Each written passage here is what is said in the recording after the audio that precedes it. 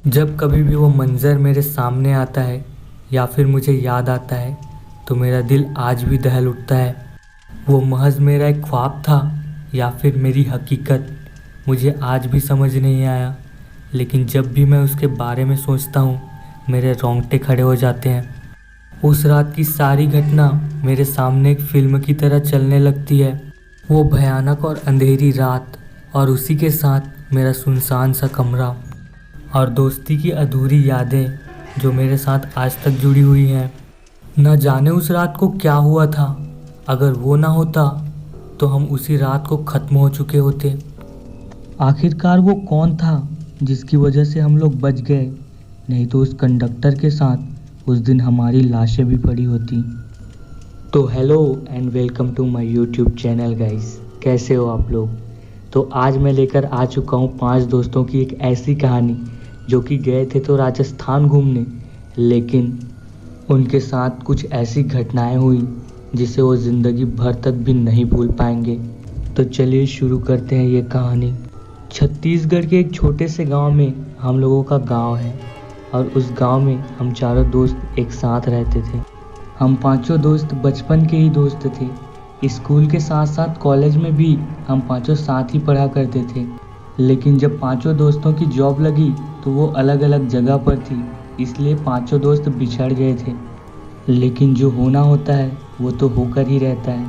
परिस्थिति कुछ ऐसी बनी कि पांचों की छुट्टी एक साथ ही हो गई और हम सब अपने घरों में आकर बैठ गए। सबसे पहली छुट्टी मेरी हुई थी और मैं ही पहले गांव में पहुंचा था। उसके बाद मैंने इन चारों को कॉल किया था तो इन्होंने भी बताया कि हम लोगों की भी छुट्टी हो चुकी है और जल्द ही हम लोग भी गांव पहुंच जाएंगे। और 2 दिनों के अंदर ही हम पांचों दोस्त एक साथ थे। जब हम लोग पहले गांव में रहा करते थे तो नदी की तरफ शाम को घूमने जाया करते थे और वही पुरानी यादें ताज़ा करने के लिए हम पांचों शाम को ही नदी की तरफ घूमने चले गए। तो फिर हम लोगों ने सोचा कि ऐसा बहुत ही कम होता है कि हम पांचों को एक साथ छुट्टी मिलती हो, तो क्यों ना हम सब घूमने चले। अब ये तय हो चुका था कि हम सब घूमने जाएंगे, लेकिन जाना कहाँ है ये किसी को भी नहीं पता था।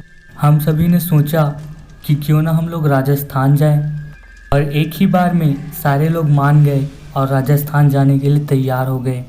तो अगले ही दिन हम सब ट्रेन की टिकट कराने के लिए रेलवे स्टेशन पहुंच जाते हैं और दूसरे ही दिन हम लोग जयपुर के लिए निकल जाते हैं। हम लोगों ने जयपुर में बहुत घूमा, बहुत मज़ा आया। हम लोगों ने 2 दिन के ट्रिप में इतना मज़ा किया जितना कि हम लोगों ने कभी लाइफ में नहीं किया था। हम लोगों ने जयपुर का पूरा चप्पा चप्पा घूम लिया था, लेकिन अभी भी हमारे पास 2 दिनों की छुट्टी बाकी थी। तो हम लोगों ने ये प्लान बनाया कि हम लोग क्यों ना अजमेर घूमने चले। तो हम लोग शाम को ही अजमेर जाने के लिए रवाना हो जाते हैं। अब हम पांचों एक पुराने से बस स्टेशन के पास पहुंच जाते हैं और बस आने का इंतज़ार करने लगते हैं। बहुत देर इंतज़ार करने के बाद रात के लगभग 8 बज चुके थे, लेकिन एक पुरानी बस आती हुई नज़र आई। वो बस बिल्कुल पुरानी हो चुकी थी, उसकी हालत एकदम खच्चड़ थी। जैसे ही हम लोग उस बस में चढ़े, हम लोगों ने देखा कि उस बस में केवल बूढ़े बुजुर्ग ही बैठे हुए हैं। हमारी उम्र का कोई भी वहाँ पे लड़का या लड़की मौजूद नहीं था।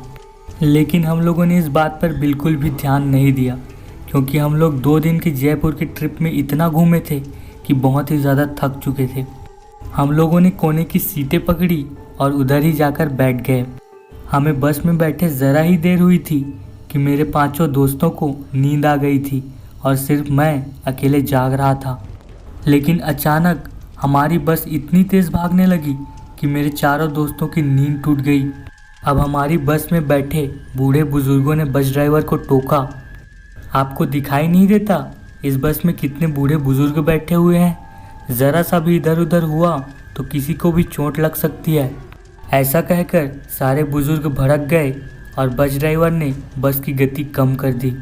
अब हमारी बस धीरे धीरे चल रही थी, तो मेरे दोस्तों के साथ मेरी भी नींद लग गई और मैं भी नींद की आगोश में आ चुका था।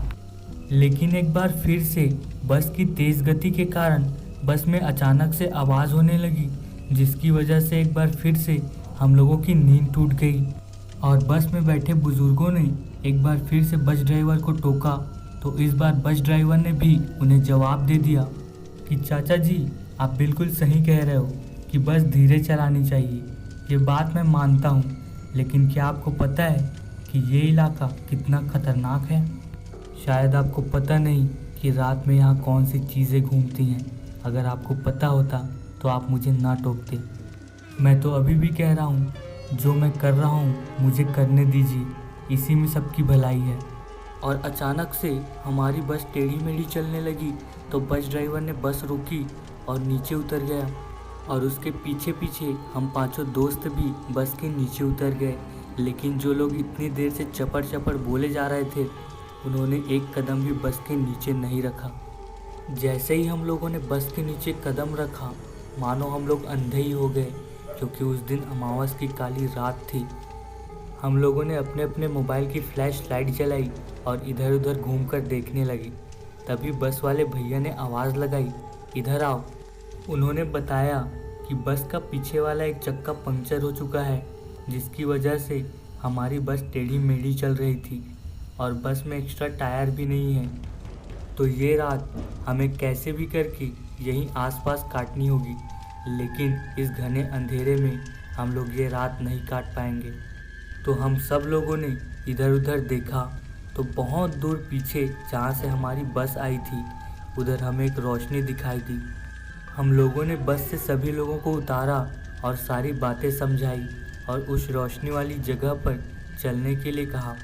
अब सारे लोग बस ड्राइवर भैया के पीछे पीछे चलने लगे और कुछ ही देर में हम लोग वहाँ पर पहुँच गए। हम लोगों की किस्मत इतनी अच्छी थी कि वो एक यात्री प्रतीक्षालय था, लेकिन वो मकान बहुत ही ज़्यादा पुराना लग रहा था और उस मकान के आगे एक पुराना सा गेट लगा हुआ था, जिसके सामने हम सभी लोग खड़े हुए थे। और ड्राइवर भैया ने उस दरवाजे को खटखटाया और कहा, भाया कोई अंदर है जो हमारी मदद कर सके? और जवाब में वो दरवाज़ा खुला, जिसके पीछे से एक उम्रदराज व्यक्ति निकल रहा था। उसने सिर पर पगड़ी पहना हुआ था।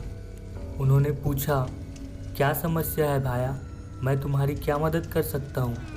तो बस ड्राइवर भैया ने उन्हें बताया कि मैं एक बस ड्राइवर हूँ और ये सारे मेरे यात्री हैं। हम लोग अभी इसी रास्ते से गुजर रहे थे कि बस का टायर पंचर हो गया और ऐसी घनी अंधेरी रात में हमें मुंह छुपाने के लिए एक आवास स्थान की ज़रूरत है। क्या अगर रूम खाली हो तो आप हमें एक रूम किराए पर दे सकते हैं? उन्होंने कहा, अरे भाई, ये एक यात्री प्रतीक्षालय है, यहाँ पर किराए की ज़रूरत नहीं होती और यहाँ तो पूरा रूम ही खाली है, सारे लोग अंदर आ जाओ। जैसे ही हम लोग दरवाजे के अंदर गए, उन्होंने दरवाजे की कुंडी लगा दी और हम लोगों से बहुत ही कड़े शब्दों में ये कहा, अभी रात के 11 बज रहे हैं और आप लोगों के पास सिर्फ 1 घंटा है। जो भी बाहर का काम है जल्दी से निपटा लीजिए, लेकिन 12 बजे के बाद इस कमरे का दरवाज़ा नहीं खुलेगा। हम लोगों ने सोचा कि इतनी रात को बाहर जंगली जानवर तो घूमते ही होंगे, तो ये बिल्कुल सही कह रहे हैं। ये सोचकर हम सारे लोग सोने चले गए और हमारे बैग में तो ब्लैंकेट पड़ा ही था। हम लोगों ने उसे बिछाया और ओढ़कर सो गए। लेकिन वो बस ड्राइवर भैया जिन्होंने हमें यहाँ तक लाया था, उन्हें रात तक जागने की आदत थी और उन्हें एक सबसे गंदी आदत थी कि वो रात को उठकर स्मोकिंग किया करते थे। तो उन्होंने अपनी सिगरेट की पैकेट उठाई और कुंडी खोलकर बाहर चले गए। लेकिन कुछ देर बाद अचानक उनकी आवाज़ आने लगी, मुझे बचाओ बचाओ, ये मुझे जान से मार डालेगा, कोई बचाओ।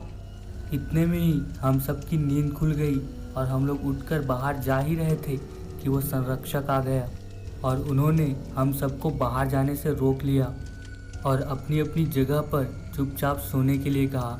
हम सारे लोग तो थक ही चुके थे, सब अपनी अपनी जगह पर जाकर सो गए।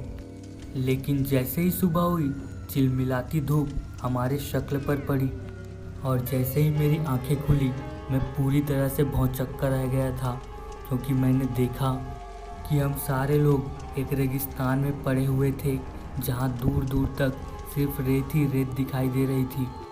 मैंने अपने बाकी चारों दोस्तों को उठाया तो वो लोग भी पूरी तरह हैरान हो चुके थे।